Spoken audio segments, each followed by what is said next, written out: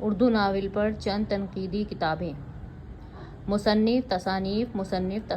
اسلم آزاد کی اردو ناول آزادی کے بعد،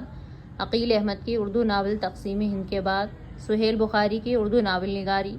محمد حسن فاروقی کی اردو ناول کی تنقیدی تاریخ اور ادبی تخلیق اور ناول، اسلوب احمد انصاری اردو کے 15 ناول،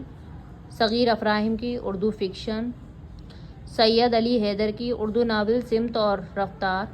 انور پاشا کی ترقی پسند اردو ناول اور ہندو پاک میں اردو ناول، مجتبیٰ حسین کی اردو ناول کا ارتقاء، علی عباس حسینی اردو ناول کی تاریخ اور تنقید، احسن فاروقی کی ناول کیا ہے، کے کھلر اردو ناول کا نگار خانہ، ڈاکٹر یوسف سرمست کی 20ویں صدی میں اردو ناول، اویس احمد کی اردو کا پہلا ناول نگار، اختر حسین رائے پوری کے ادب اور زندگی،